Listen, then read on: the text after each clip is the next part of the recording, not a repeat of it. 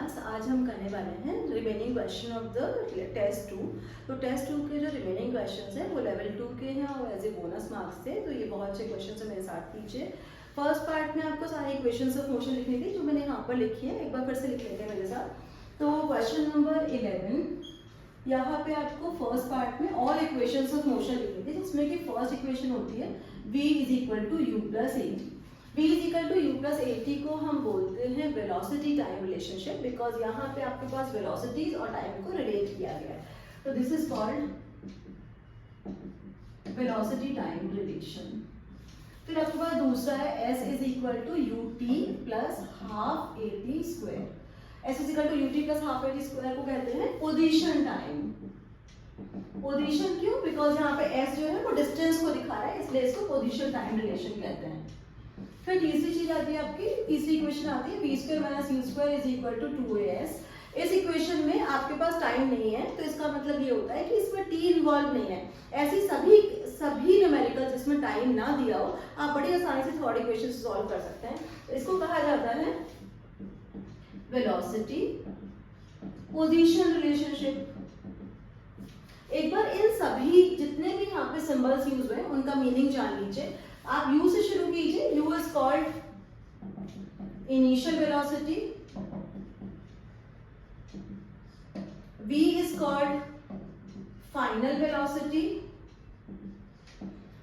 a is called acceleration and t is called time, and उसके अलावा बस आपके पास s है, s is called distance। सभी चीजों को ऐसा यूनिट में यूज करना बहुत ज्यादा जरूरी है। तो वेलोसिटी की यूनिट होती है मीटर पर सेकेंड, तो दोनों में ही मीटर पर सेकेंड रहेगी। फिर आपका एक्सेलरेशन आता है, एक्सेलरेशन इज मीटर पर सेकेंड स्क्वायर, एंड टाइम का सेकेंड और डिस्टेंस का मीटर। बी केयरफुल कि जब भी आप ये इक्वेशंस यूज करें हमेशा ऐसा यूनिट कीजिए। दूसरे पार्ट में इन सभी इक्वेशन को चेंज करना था फॉर यूनिफॉर्म स्पीड। तो चेंजेस आएंगे for uniform speed. Uniform speed के लिए आपको बस एक ही काम करना है कि सभी में आपको एक्सेलरेशन 0 कर देना है। तो एक्सेलरेशन 0 करते ही आपको फर्स्ट इक्वेशन कैसी नजर आएगी? This will be simply v is equal to u। ये अंडरस्टैंड करना बहुत जरूरी है कि अगर एक्सेलरेशन 0 है तो जो इनिशियल वेलोसिटी है वो ही चलती जाएगी और वही फाइनल वेलोसिटी होगी। तो v is equal to u। Second में आपके पास हो जाएगा s is equal to ut। Acceleration 0 सिर्फ ये रह जाएगा। ये सिंपल फॉर्मूला है कि distance is equal to speed multiply by time. फिर थर्ड हमारे पास आएगा, उसमें भी आपका ये राइट साइड पूरा 0 हो जाएगा, तो आपके पास आ जाएगा v square minus u square is equal to 0, और या फिर आप ये भी कह सकते हो v is equal to u। तो ये तीनों इक्वेशन में चेंजेस लाने थे फॉर यूनिफॉर्म स्पीड, मतलब एक्सेलरेशन इज इक्वल टू 0। उसके बाद आपको एक ग्राफ दिया था,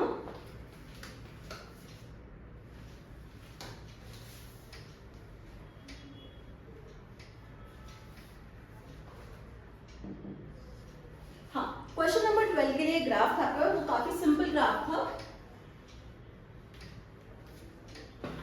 अगर आपका बीटी ग्राफ, अगर आपका velocity time graph parallel to x axis है, या फिर आप कह दो पैरेलल टू टाइम एक्सिस है, इसका मतलब ये यूनिफॉर्म स्पीड का ग्राफ है। तो फर्स्ट पार्ट में आपको बताना था acceleration.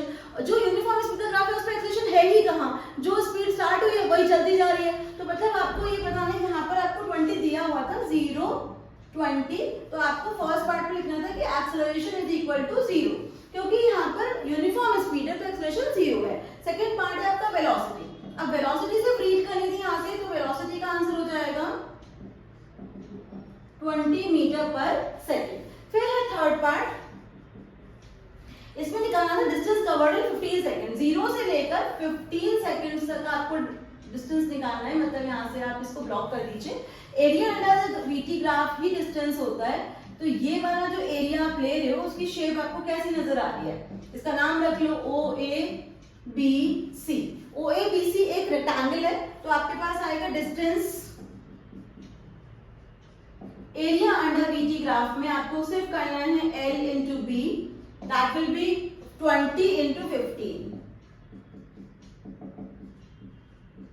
300 metre. So I hope this is clear because it is quite easy. फिर थर्ड में था आपका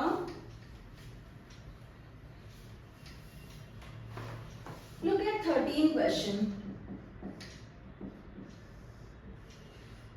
This is very very interesting कि बच्चों को क्या लगता है कि एक बॉल को ऊपर फेंका तो उसका ग्राफ बनना चाहिए, ऊपर जा रही है नीचे जा रही है, बट बेटा आपको ये ड्राइंग नहीं करनी है, आपको वेलोसिटी एंड टाइम के अकॉर्डिंग बताना है। जब आप किसी चीज को नीचे से ऊपर फेंकते हो तो आप ग्रेविटी के अगेंस्ट काम कर रहे हो, तो आपको इनिशियल वेलोसिटी तो अपने आप फोर्स से देनी पड़ेगी, तो इनिशियल वेलोसिटी हाई होती है, और जब कोई बॉल एकदम ऊपर पहुंच जाती है तो उसकी वेलोसिटी जीरो हो जाती है at the highest point, and then it start dropping from zero. और जब वो नीचे आएगी तो उसके पास एग्जैक्टली सेम वेलोसिटी होगी जो तुमने इनिशियल वेलोसिटी उसको थ्रो करने में दी थी। तो जब तुम किसी बॉल को ऊपर फेंक रहे हो तो मतलब तुम फोर्स लगा के फेंक रहे हो और एक इनिशियल वेलोसिटी दे रहे हो, तो तुम्हारा ग्राफ बनना था ऐसे, एंड देन ये वाला ग्राफ। आप इनिशियल वेलोसिटी हाई रखोगे, फिर उसको नीचे जीरो लाओगे, ये वो पॉइंट है जहां पे वो हाईएस्ट पोजीशन पे यानी कि ऊपर होता है, और ये आपका फिर से नीचे आने वाला पॉइंट है, और ये वेलोसिटी और ये वेलोसिटी एग्जैक्टली इक्वल होगी। So this is a graph for a stone or a ball which is thrown upwards and falls under gravity. So this is the graph that you are supposed to draw.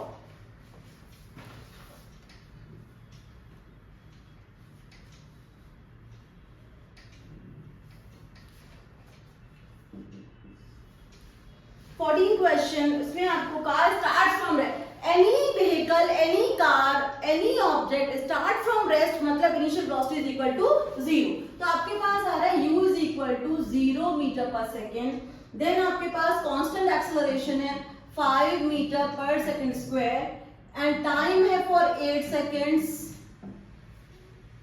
What distance it will cover in 12 second. तो इसमें क्या है कि पहले acceleration करना है 8 second तक, तो आप इसमें ऐसे निकालो कि डिस्टेंस कवर्ड कितना होगा, पहले v निकाल लो, v is equal to u प्लस at। v निकालने के लिए इनिशियल वेलोसिटी 0, एक्सेलरेशन 5 और टाइम 8 है, तो v आपकी आ गई 40 मीटर पर सेकेंड। इस क्वेश्चन के दो पार्ट्स हैं। अब आपको निकालना है डिस्टेंस, तो आप निकालोगे s, पहले इसको ब्लॉक कर दो, is equal to ut plus half at square. Initial velocity 0, half, acceleration 5, time 8 into 8, 8 को कट कर लो, 5 for the 20 और 20 80 कर दिया तो आपने 8 कर दिया तो हो गया 160 मीटर। इस क्वेश्चन में क्या था कि एक ऑब्जेक्ट है जो A पॉइंट से B पॉइंट तक तो एक्सेलरेटेड मोशन में रहता है, ये है t is equal to 8 second, इसमें इसके पास एक्सेलरेशन था 5 मीटर पर second square, u is equal to 0।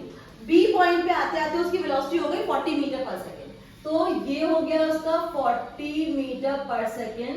अब वो आगे का जो मोशन है वो यूनिफॉर्म स्पीड से कवर कर रहा है, जो रेस्ट ऑफ द मोशन है बाकी के 4 सेकेंड से 12 सेकेंड का निकालना था, तो t is equal to 4 second तक वो यूनिफॉर्म स्पीड से जा रहा है। अब आपको बताना है कि B से C तक कितना डिस्टेंस कवर किया, तो distance covered B to C, B से C तक डिस्टेंस का सिंपल वाला फॉर्मूला लगेगा, इसमें speed multiply by time.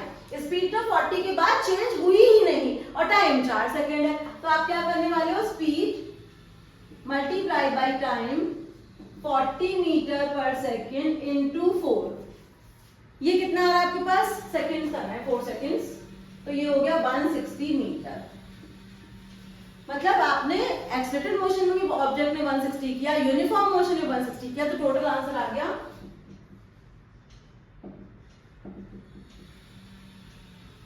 160 plus 160, this is come out to be 320 meter.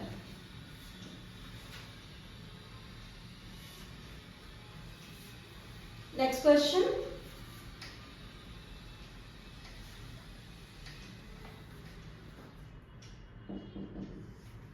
Two stones are thrown vertically upwards and their initial velocity is u1, u2. Height reach बतानी है। Suppose एक stone है यहाँ पर, a stone, इसको ऊपर फेंका गया u1 वेलोसिटी से, u1 मीटर पर सेकेंड से। एक स्टोन बी है, इसको u2 मीटर पर सेकेंड से, इसको भी ऊपर थ्रो किया गया। आपको कितनी हाइट अटेन करी है, सपोज इसकी h1 और इसकी h2। जब कभी भी टाइम नहीं दिया जाता है तो आपको third equation of motion use करनी है। थर्ड इक्वेशन ऑफ मोशन क्या होती है?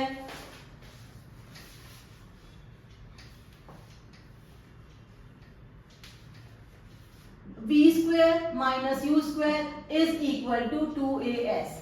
अब फिर से बताऊंगी आपको कि जब किसी स्टोन को ऊपर थ्रो करते हैं उसके पास इनिशियल वेलोसिटी होती है लेकिन मैक्सिमम हाइट पे वेलोसिटी इज इक्वल टू 0। तो इसके लिए v will be equal to 0 and u के लिए, दोनों के लिए, एक का u1 है एक का u2। और आप ऐसे कर सकते हो कि acceleration is equal to gravity, gravity में आपको माइनस g लेना होगा और या फिर लिख सकते हो वैल्यू भी माइनस 9.8 मीटर पर सेकेंड स्क्वायर और s आपका यहाँ पर हो जाएगा h। Distance covered is height.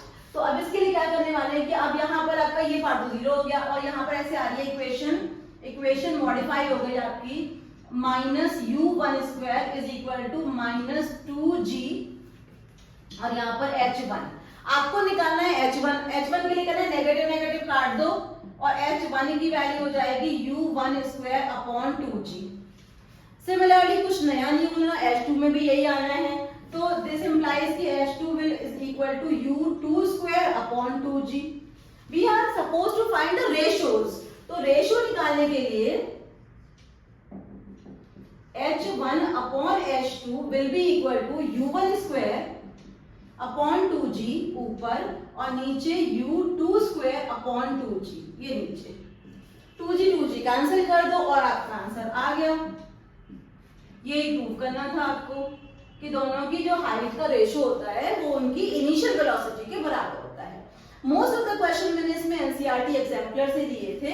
आपको एनसीईआरटी के साथ साथ एग्जाम्पलर करना मस्ट है। अगर आप एग्जाम्पलर भी कर लेते हो तो आपके यूटीज एग्जाम सब बहुत अच्छे होने वाले हैं। और बीच बीच में मैं आपको देती रहती हूँ कि लखबीर सिंह के क्वेश्चंस भी करने हैं। So all the best, keep practising, keep learning.